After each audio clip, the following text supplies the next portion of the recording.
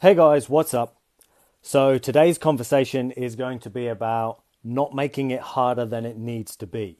So I have literally just gotten off a coaching call that I do with some of my clients every Thursday evening. We have an online coaching call, and one of the issues that we're currently having is that two of the guys there have goals of their own. One of them's trying to eliminate caffeine, the other one's trying to eliminate grains, and both their own choices, nothing to do specifically with me, but in their mind, this will be a good idea to help them reach their goals.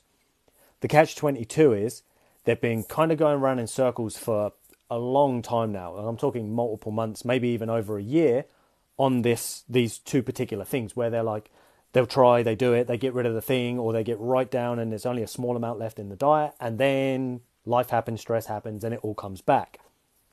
Now, the catch that they both have is in reality, in order for them to continue achieving their goals and get to where they want to be, neither of them actually have to eliminate these things.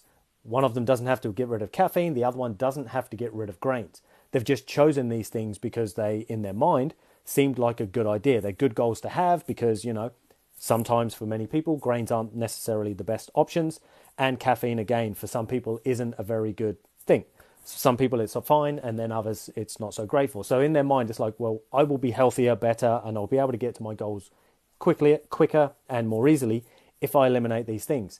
The catch-22 is when you choose something that you don't really have to do, you're not really going to fully commit to it. Now, the other catch you have is if you don't really want to do it either. So there is a part of both of these guys, neither of them really want to give up this thing that they're trying to give up.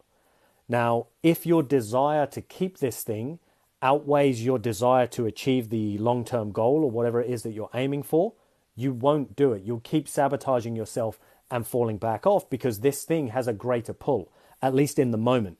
It's like there's this part of you that's like, I really don't want to give up caffeine, the way it makes me feel, or the taste of coffee, whatever it might be. And then on the flip, it's, oh, well, I don't want to stop eating biscuits or bread or whatever the thing might be. And if that pull in the moment right now is greater than your desire to reach your long-term health and weight loss goals, you're going to keep sabotaging and having that thing. Now, I use the word sabotaging, but it's only sabotaging if you're telling yourself you shouldn't be doing it, but then you keep doing it. Whereas if you said, you know what, actually, I can probably reach my goals anyway. I could probably get the weight loss, the health improvements, the strength improvements, look better, feel better, but also have these things that I enjoy in my life. Why wouldn't you have both? You don't actually have to sacrifice all the time in order to get the thing that you want. Sometimes it's just about identifying which other good things or positive things you can do for yourself to help outweigh the negative impact of these certain other things that you're doing. Which is why I often talk to you guys about the 80-20 rule. For most people, 80% of the time, if you're good, you can get away with that 20% where you're maybe not perfect. Now, for some, of course, it needs to be more, but that's a story for another day.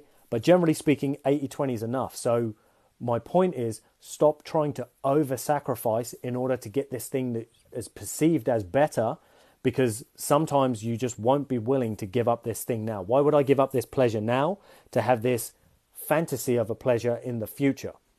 Now, in reality, it might be a better thing to have and to own, this goal that we want. But if it doesn't have a bigger emotional pull than the fantasy that we're trying to keep right now, we're not going to take the action. So my basic point is, don't over-sacrifice, because unfortunately you will likely end up sabotaging yourself. Now, if you feel like this is yourself, feel free to comment below. Let us know your personal experience with this. And obviously, I'd love to hear it, love to respond, give you some advice, some tips if needed. Or if you have any other questions of your own, guys, feel free to share them below. I'd love to obviously get back to you with some answers and create some content for you. And if not, I look forward to seeing you guys in my next video. Just remember, no over-sacrificing, because then you'll probably find that you end up over-struggling. Take it easy, people.